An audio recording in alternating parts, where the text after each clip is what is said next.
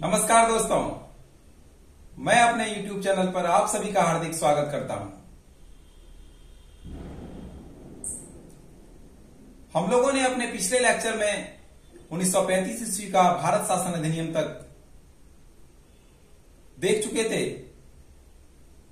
आज हम लोग अगला और अंतिम अधिनियम भारतीय स्वतंत्रता अधिनियम 1947 को देखेंगे, जो हिस्टोरिकल बैकग्राउंड ऐतिहासिक परिदृश्य का अंतिम अधिनियम है।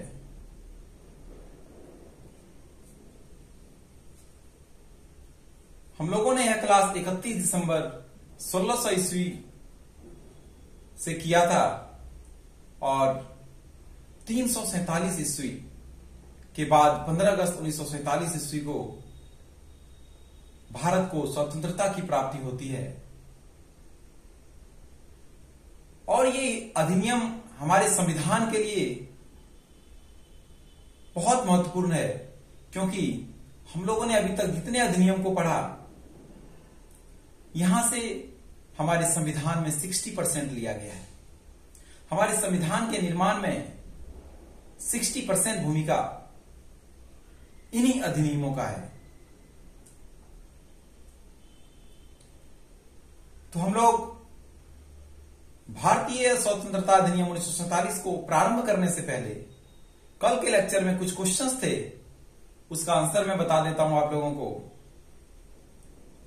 तो सबसे पहला क्वेश्चन था, प्रांतों में द्वैत शासन की व्यवस्था किस अधिनियम के द्वारा प्रारंभ हुई थी? जैसा कि हम लोगों ने देखा था 1919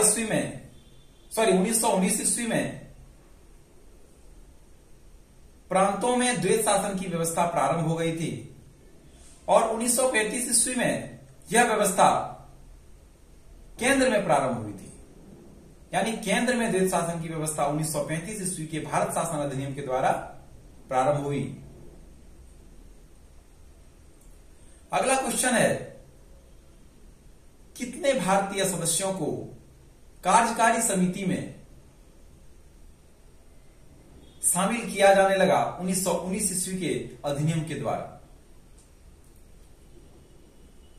तो 1909 ईस्वी के अधिनियम के द्वारा कार्यकारी परिषद में भारतीयों को शामिल किया जाने लगा, यानी एग्जीक्यूटिव काउंसिल में भारतीयों को शामिल किया जाने लगा था। और उस समय सिर्फ एक ही भारतीय को शामिल किया गया था और पहले भारतीय सत्येंद्र प्रसाद सिन्हा थे। 1919 ईस्वी के अधिनियम के द्वारा भारतीयों की भागीदारी को एग्जीक्यूटिव काउंसिल में बढ़ाया गया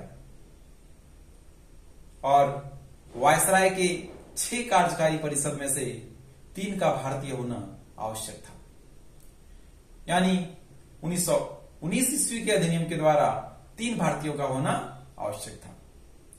अगला क्वेश्चन था, साइमन कमीशन ने अपना रिपोर्ट कब प्रस्तुत किया था? तो 1930 ईस्वी को अपना रिपोर्ट प्रस्तुत किया था साइमन कमीशन ने। अगला क्वेश्चन था, किस अधिनियम के द्वारा केंद्रीय बजट को राज्य बजट से अलग कर दिया गया? इसका आंसर है 1919 ईस्वी का अधिनियम के द्वारा इसे अलग कर दिया गया था। तो ये 4 क्वेश्चन थे। तो चलिए हम लोग आज का लेक्चर प्रारंभ करते हैं। आज का लेक्चर है भारतीय स्वतंत्रता अधिनियम 1947। देखिए, 20 फरवरी 1947 ईस्वी को क्लीमेंट एटली के द्वारा यह घोषणा किया जाता है।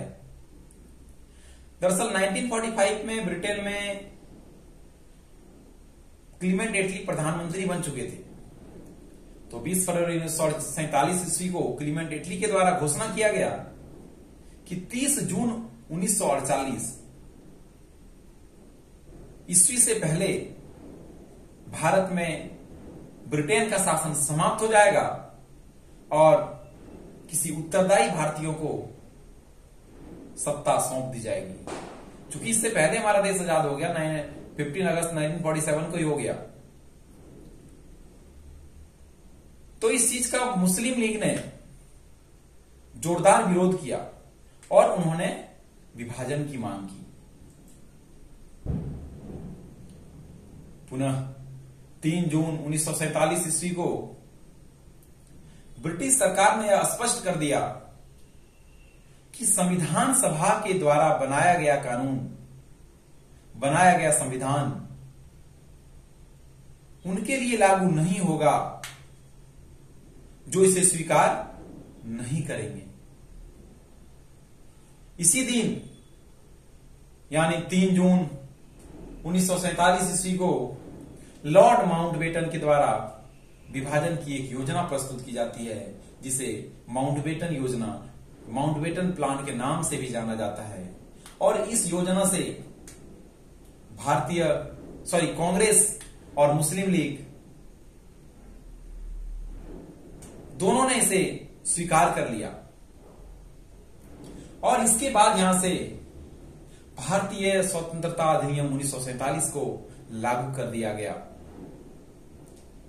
अब हम लोग देखेंगे इसके महत्वपूर्ण पॉइंट्स को।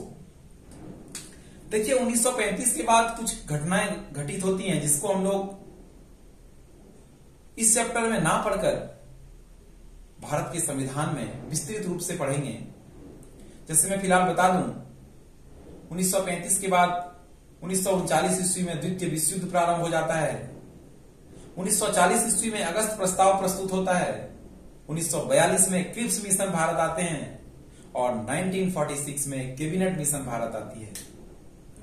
यह 3 सदस्यीय मिशन होता है, कैबिनेट मिशन।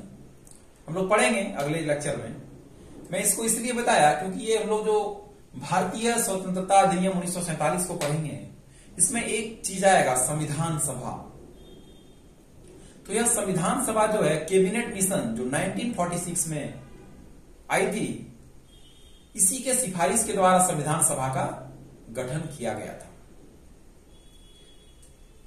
तो चलिए हम लोग भारतीय स्वतंत्रता अधिनियम 1947 के महत्वपूर्ण बिंदुओं को देखते हैं, इसके विशेषताओं को देखते हैं। इसकी पहली जो विशेषता है क्या है, भारत में ब्रिटेन के शासन को पूरी तरह समाप्त कर दिया गया। ब्रिटेन का शासन पूरी तरह समाप्त हो गया और भारत को एक स्वतंत्र एवं संप्रभु राष्ट्र घोषित कर दिया गया। कब? 15 अगस्त 1947 ईस्वी को भारत को एक स्वतंत्र व संप्रभु राष्ट्र 15 अगस्त 1947 ईस्वी को घोषित कर दिया गया। दूसरा पॉइंट है, इसका विभाजन कर दिया गया। 2 डोमिनियनों, संप्रभु भारत और पाकिस्तान के रूप में इसका विभाजन कर दिया गया।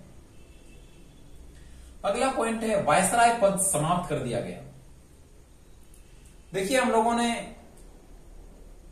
1958 ईस्वी के भारत शासन अधिनियम के द्वारा देखा था कि भारत के गवर्नर जनरल को भारत का वायसराय कहा जाने लगा था।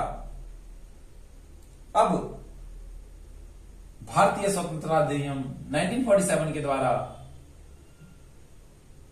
वायसराय पद को समाप्त कर दिया जाता है और गवर्नर जनरल पद का सृजन कर दिया जाता है। देखिए भारत को आजादी मिल जाती है उस समय 15 अगस्त 1947 ईस्वी को, लेकिन इसका संविधान जाकर 26 नवंबर 1949 को बनता है, जो लागू 26 जनवरी 1950 ईस्वी को होता है।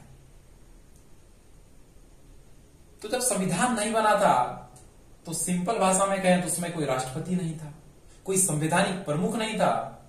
इसीलिए गवर्नर जनरल के पद का सृजन किया गया और गवर्नर जनरल को भारत का संवैधानिक प्रमुख बनाया गया और पहला गवर्नर जनरल लॉर्ड माउंटबेटन। अगला पॉइंट है, अपना संविधान बनाने, किसी देश के संविधान को अपनाने की शक्ति दी गई। दोनों डोमिनियनों को अपना संविधान बनाने या किसी भी देश के संविधान को अपनाने की शक्ति दी गई। यहां तक कि यह भी शक्ति दी गई कि आप यह भारतीय स्वतंत्रता अधिनियम 1947 को भी निरस्त कर सकते हैं। अगला पॉइंट है भारत सचिव पद समाप्त कर दिया गया।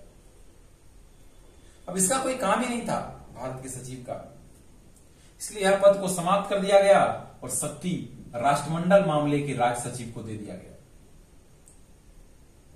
राष्ट्रमंडल मामले के राज्य सचिव को भारत के राज्य सचिव का सारा शक्ति स्थानांतरित कर दिया गया। अगला पॉइंट है भारतीय रियासतों पर ब्रिटिश संप्रभुता पूरी तरह से समाप्त हो गई। जो जितने भारतीय रियासत थे उस पर ब्रिटिश संप्रभुता थी वह पूरी तरह से समाप्त हो गई और संविधान सभा को विधानसभा भी बनाने की शक्ति दी गई। जब तक संविधान का निर्माण नहीं हो जाता है तब तक क्या दिया गया शक्ति संविधान सभा को? विधानसभा बनाने की शक्ति। प्रांतों में नया संविधान बनने तक 1935 ईस्वी के शासन अधिनियम को आधार बनाया गया। देखिए, जब तक संविधान नहीं बन जाता है तब तक जो भारत शासन अधिनियम था 1935 ईस्वी का, इसी को आधार बनाया गया था। अगला पॉइंट है 15 अगस्त 1947 से भारत अधीनस्थ राज्य नहीं रहा। जो पहले ब्रिटेन का अधीनस्थ था भारत, अब 15 अगस्त 1947 से अधीनस्थ नहीं रहा। अगला पॉइंट है कि भारतीय रियासत को यह अधिकार दिया गया कि आप चाहें तो भारत में या पाकिस्तान में मिल सकते हैं या आप स्वतंत्र रह सकते हैं। जैसा कि आप लोग जानते होंगे, टोटल 552 देसी रियासत थे, जिसमें से 549 को 549 को भारत में शामिल कर लिया गया था। 3 ऐसे थे जिनको बाद में मिलाया गया था, जो शायद हैदराबाद, जूनागढ़ और जम्मू कश्मीर था। खैर, इसको भी हम लोग देखेंगे आगे। अगला है भारत का सम्राट पद समाप्त। देखिए, भारत पर ब्रिटिश क्राउन का शासन था, है ना। तो जो सम्राट पद था, क्राउन पद, भारत का सम्राट पद, यह समाप्त कर दिया गया। शाही पद जो था इसे निरस्त कर दिया गया, समाप्त कर दिया गया। और संविधान सभा, देखिए मैं बताया ना इसलिए कि संविधान सभा, इसका जो किसके सिफारिश पर गठन हुआ था? कैबिनेट मिशन के सिफारिश पर। तो संविधान सभा अब विधायिका के रूप में कार्य करने लगी।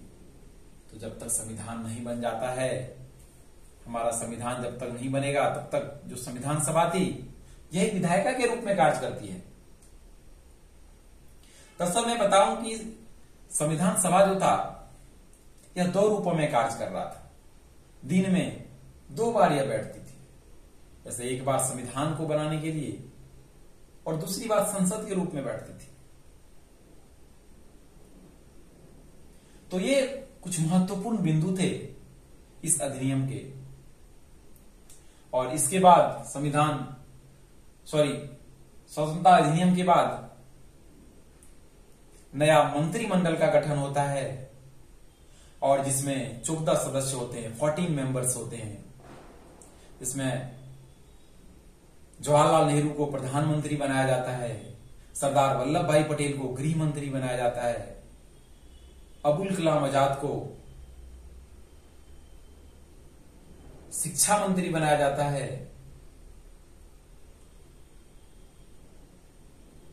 और जो टोटल 14 मेंबर्स थे, मुझे सारा तो याद नहीं है, कुछ इसमें इंपॉर्टेंट है उसको याद रखना है। बाकी एक बार बुक में देख लेंगे जो 14 मेंबर्स हैं, किसको कौन सा मंत्रिमंडल मिला था। पहले जो मंत्रिमंडल बनाए गए थे उसमें। तो आगे की क्लास में, अगले लेक्चर में हम लोग भारत का संविधान, जो कि बहुत ही महत्वपूर्ण और बहुत ही इंटरेस्टिंग लेक्चर होगा। अब भारत का संविधान ही पढ़ना है पूरा। भारत के संविधान में जो जो उल्लेख किए जाएंगे, उसके बाद उसके हर एक टर्म को हम लोगों को देखना है। तो बहुत ही इंटरेस्टिंग होगी। अगले लेक्चर से और बहुत ही मजा आएगा जब हम लोग स्टार्ट करेंगे भारत का संविधान। तो आज की लेक्चर बहुत ही छोटी है, और चूंकि ये चैप्टर हिस्टोरिकल बैकग्राउंड अब समाप्त हो चुकी है, तो अगले लेक्चर से ही हम लोग नए चैप्टर को प्रारंभ करेंगे। तो आज के लिए इतना ही। Okay, thank you so much आप लोगों को वीडियो में बने रहने के लिए। बहुत बहुत धन्यवाद।